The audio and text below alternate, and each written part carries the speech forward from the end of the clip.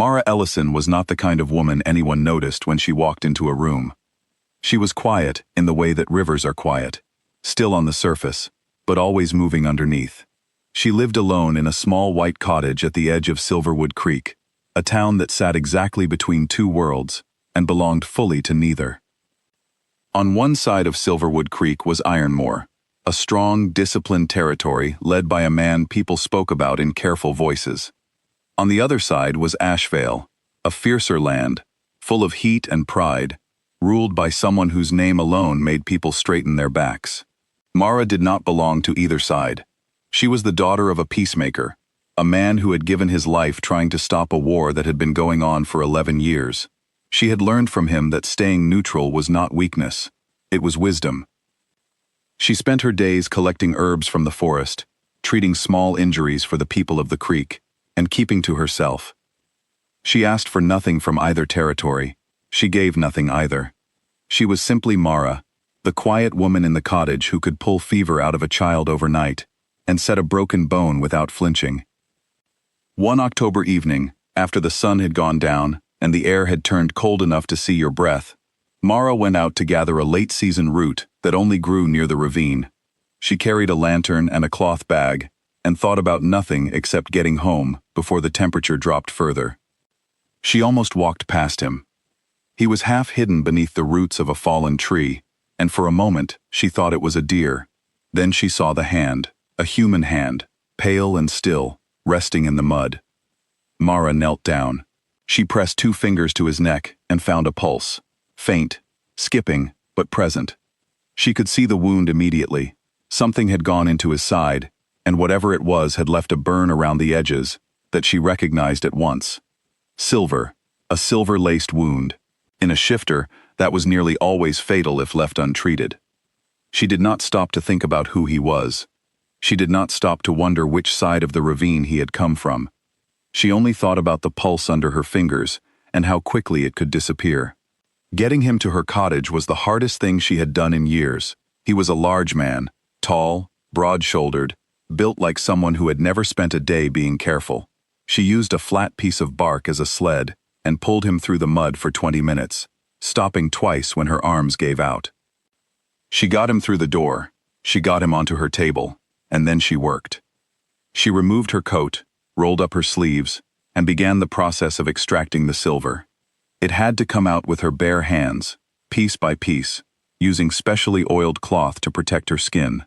She brewed an antidote from the roots she had just collected, something her father had taught her years ago, calling it a recipe she would hopefully never need. She cleaned the wound, packed it, stitched what needed stitching, and covered him with every blanket she owned. Then she sat in the chair beside him and waited. For 3 days, he burned with fever. He shook. He muttered words she could not understand. She forced water between his lips every few hours, changed the bandaging twice a day, and replaced the herb packs when they dried out. She barely slept. On the morning of the 4th day, he opened his eyes. They were dark, the kind of dark that held a lot behind it. He looked at the ceiling first, then at the window, then at her. His gaze was sharp even through exhaustion, the gaze of a man whose mind came back before his body did. He said nothing for a long time. Then he said, "You pulled me out of the ravine." "Yes," Mara said. "You knew the wound." "I knew the wound." He was quiet again. She watched him carefully, the way she watched all her patients, looking for signs of pain, for confusion, for anything that needed immediate attention. He seemed mostly stable, tired and sore, but stable. "Do you know who I am?" he asked. She shook her head. "I found you unconscious in the mud." I did not stop to check for identification. Something moved across his face. It might have been amusement. It might have been something else entirely. "My name is Darian Vale," he said. Mara set down the cloth she was holding. She had heard that name many times. Everyone in Silverwood Creek had. Darian Vale was the Alpha King of Ashvale, the man her father's people had been at war with for over a decade. She looked at him for a moment. Then she picked the cloth back up and dipped it in the bowl of cool water. "Then you had better rest," she said. "You are not fully healed yet." He stared at her. "You know who I am." "I do now. And you are not afraid." She wrung out the cloth and folded it. I was more afraid when I did not know if you would survive the night. That part is over. This part is easier. He stayed for 3 more days after that, sitting up gradually, eating the broth she brought him, watching her move around the cottage with the focused attention of a man who was used to reading people. He asked her questions, careful ones, not demanding ones. Why did she live alone out here? Why did she serve neither pack? Who had taught her medicine? She answered honestly. She told him about her father, about the life she had built in the space between 2 territories, about the choice she had made long ago to belong only to herself. On the day he finally stood and tested his weight, he turned to her at the door. "Why did you save me?" he asked. "If you had known from the beginning who I was, would you have done it differently?" Mara thought about this seriously, the way she thought about everything. "No," she said. He looked at her for a long, steady moment. "Then I owe you something I do not know how to repay." "You owe me nothing," she said. "Go home safely." He left, but before he disappeared into the tree line, he turned once and looked back at her with an expression she could not name. 2 weeks passed quietly. Mara returned to her routine, her herbs, her patience, her small and carefully ordered life. She told herself the strange feeling in her chest was simply the relief of a difficult situation resolving itself. She told herself that several times. Then Caden Voss arrived. He came on a Wednesday morning, riding alone, which she later learned was unusual for him. He was taller than she expected, with light eyes that missed nothing, and a composure so total, it felt almost like a wall. He introduced himself at her gate without arrogance, which surprised her. He said he had heard what she had done. Word traveled in both territories, and the story of a woman who had pulled Darien Vale from the ravine and kept him alive for a week had reached Ironmore within days. He said he was not there to question her loyalty or demand an explanation. He was there because he wanted to understand what kind of person lived in the gray space between 2 warring worlds, and chose mercy over everything else. He stayed for tea. They spoke for 2 hours. Mara found him careful and intelligent, and unexpectedly honest about the cost of the 11-year conflict. He told her, without being asked, that the war had taken more from Ironmore than it had ever given. She believed him. Before he left, he offered her something unprecedented: formal protection under Ironmore's banner, with no requirement of loyalty or pledge, just safety, extended to her because she had earned it.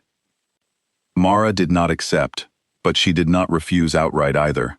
She told him she would think about it. That night, she could not sleep.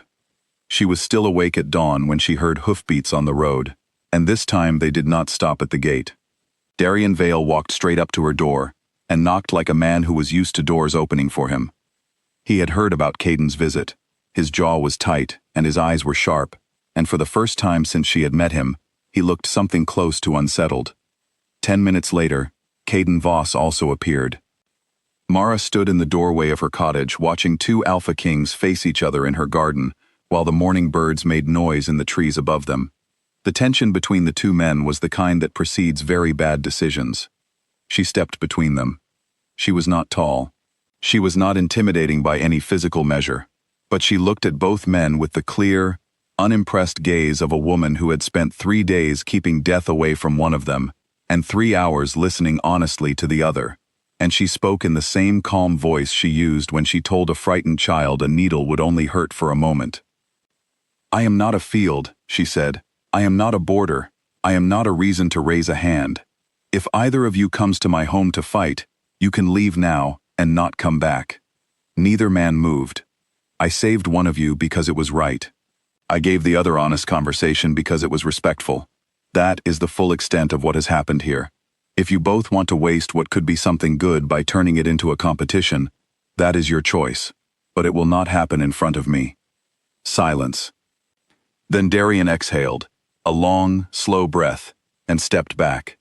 Caden looked at the ground for a moment, then at her, and gave a single nod. They did not shake hands, but they left in separate directions without incident. In the weeks that followed, something quietly shifted. Darien came back to check on her. He said it was to thank her properly. Caden sent a letter, then came himself to deliver a small gift of rare medicinal supplies that she had mentioned offhand during their first conversation. Neither man was loud about their interest. Both of them were extremely obvious anyway. Mara went to visit the oldest woman in Silverwood Creek, a retired elder named Sarah, who had lived outside both territories longer than anyone could remember. Mara sat across from her and asked the question she had been carrying for weeks. Sarah told her the truth, that her father had kept hidden to protect her. Mara was what the old records called a Luna-born, a woman whose bond, when it came, would not be determined by chance or biology. It would be determined by choice.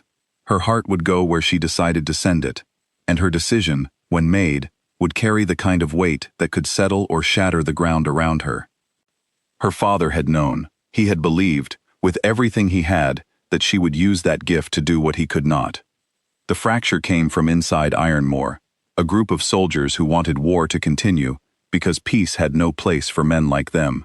They decided that the simplest way to restart everything was to use Mara as the match. They took her on a cold Thursday, believing that two Alpha Kings receiving the same threat would respond by turning on each other. They had badly misread the situation. Both men arrived, not together, not coordinated, not as allies, simply as two people who had arrived at the same conclusion separately, that they would not leave without her. The confrontation was brief and decisive. When it was over, and Mara was standing in the cold, her hands tied behind her back with rope she had been working free on her own anyway, she looked at the two men and said, "I had about 4 more minutes." Darian looked at her for a long moment. Then, to his credit, he almost smiled. Afterward, in the quiet, with the three of them standing in the open field and the soldiers gone, Mara asked both of them a question that neither had been prepared for. "If I choose one of you," she said, "what happens to the people who have been bleeding for 11 years because of this war?" Neither man answered right away, but both men heard it. Over the following month, separately and without planning it together, both Caden Voss and Darian Vale came back to Mara, not to press her for a decision, but to talk. Caden came with maps and trade route proposals. Darian came with written terms and old grievances he was willing to set aside in writing. Mara sat at her small table in her white cottage and helped them build what her father had spent his life trying to find. She asked the questions neither man had thought to ask each other. She found the points where both sides were tired enough to let go. She wrote the language in plain, clear words so that no one could later claim a misunderstanding. The agreement was signed in her cottage on a quiet Tuesday afternoon.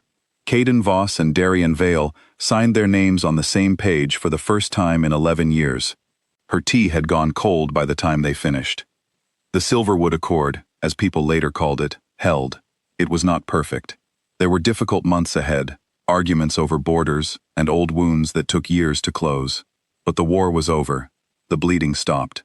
As for Mara herself, she chose Darian. She chose him not because he was more dramatic or more dangerous, but because of something she remembered from those first 3 days. She had kept a man alive through the worst kind of darkness, and every time he surfaced, even in fever, he had not looked afraid. He had looked at her, as if she was the first solid thing he had found in a very long time. Caden accepted it with the quiet dignity of a man who understood that some things are not meant to bend in your direction, and that this does not make them wrong. He remained an ally, not a warm one, not an easy one, but a real one. Mara became the Luna of Ashvale. She kept her cottage. She kept her herb garden. She kept her work. And in the evenings, when the creek was quiet and the light came through the trees in long gold lines, she sometimes thought about her father, about the man who had believed in something impossible long enough to raise a daughter who could make it real. She thought he would have been very pleased.